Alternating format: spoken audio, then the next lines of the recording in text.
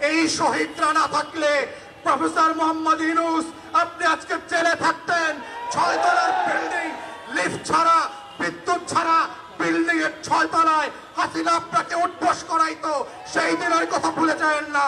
অথচ এখানে অনেক উপদেষ্টা দেখেছি ৭১-এর চেতনা বিক্রি করতে করতে 14ই ডিসেম্বরের শহীদদের কবর জিয়ারত করতে করতে মুখে ফেনা তুলে ফেলেছেন।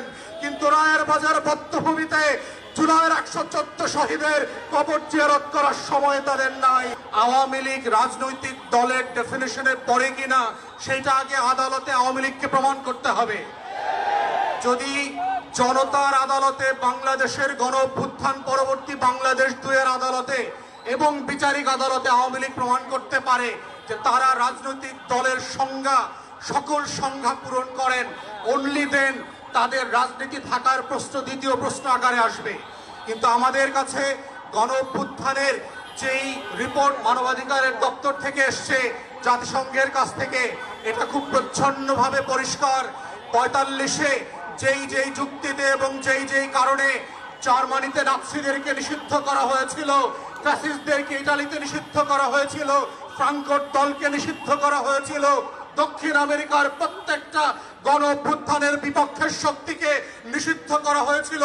কঙ্গো এবং বুরুন্ডিতে সেই লাল কাল মার্কসের খ্রিস্টান মিলিশিয়াদেরকে নিষিদ্ধ করা হয়েছিল।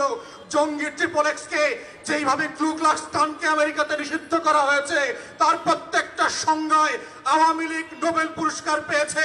এবং ঠিক একই কারণে আওয়ামী লীগ নামক কোন এন্টিটির রাজনৈতিক দল আকারে কোন সুবিধা পাবার কোন সুযোগ 24-এর গণ অভ্যুত্থানের পরে স্বাধীন বাংলাদেশে আর থাকতে পারে না।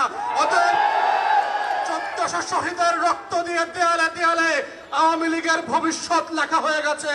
ওই ভবিষ্যৎ কোন কালো কালি দিয়ে মুছে দিয়ে আবার নতুন করে লেখবার প্রয়োজন হবে না। তাই প্রশ্ন হচ্ছে আওয়ামী লীগ প্রশ্ন আমরা কিভাবে ডিল করব, এটাই হচ্ছে সম্মিলিত সিদ্ধান্তের জায়গা। এবং প্রধান উপদেষ্টার সাথে আমরা যখন দেখা করেছি, বারবার বলেছি 4টা গণ তদন্ত কমিশন গঠন করবার জন্য।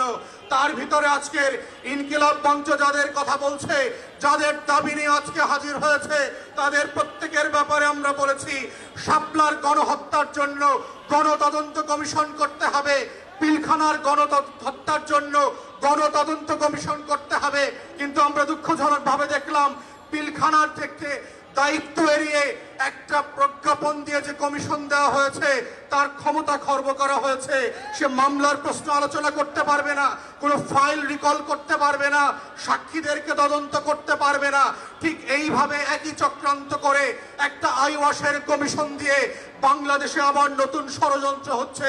যারা 2009 সালে আমার স্বাধীনতা সার্বভৌমত্বের 2টা ফোর্সকে এট এ টাইম ধ্বংস করে দিয়েছে, তাদেরকে বিচারিক আদালতের মাধ্যমে, কমিশনের মাধ্যমে বাঁচিয়ে দেবার নতুন ব্লু কলার ক্রাইমের শুরু হয়েছে।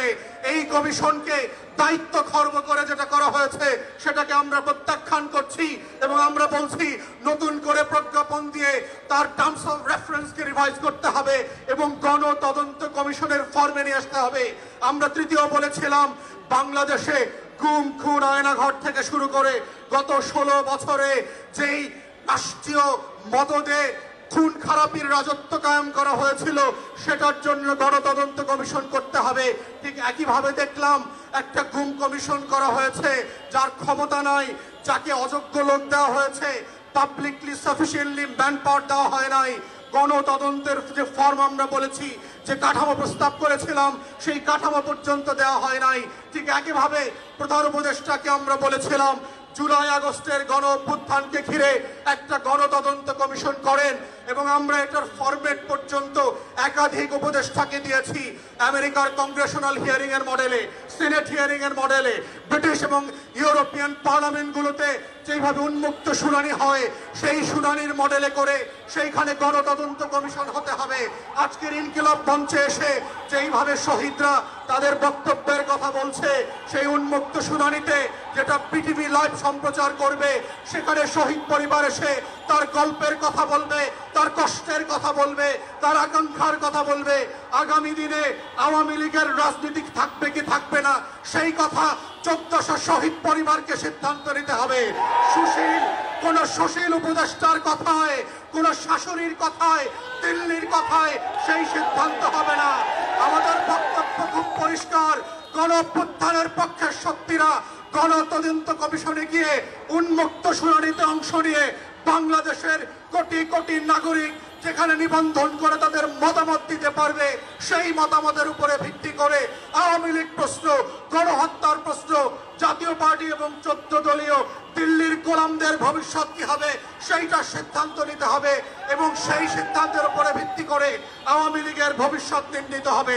এই প্রস্তাব দেবার 7 মাস 8 মাস পেরিয়ে গেলে পরে আমরা দেখতে পাচ্ছি জুলাই গণহত্যা নিয়ে কোনো উচ্চবাচ্য করবার আয়োজন দেখতে পাচ্ছি না।